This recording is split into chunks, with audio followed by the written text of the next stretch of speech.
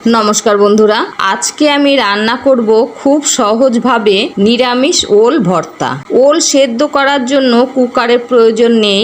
আন্দাজ মতো জল, সামান্য নুন দিয়ে টুকরো করে কেটে ধুয়ে রাখা ওল সেদ্ধ করে নিলাম 5 থেকে 7 মিনিটের জন্য। 7 মিনিট পর ঢাকা তুলে জল ঝরিয়ে নেব আর ঠান্ডা হয়ে যাওয়া পর্যন্ত অপেক্ষা করব। এরপর কড়াইতে দিয়ে দেব পরিমাণ মতন তেল গরম হলে শুকনো লঙ্কা ভেজে তুলে নেব। ওই তেলের মধ্যে দিয়ে দেব কালো জিরে।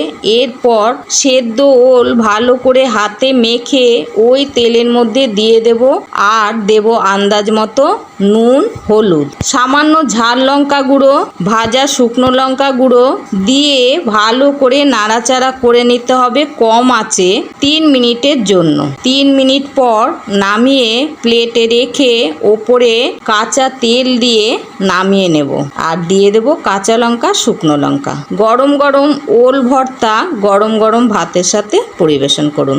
ধন্যবাদ।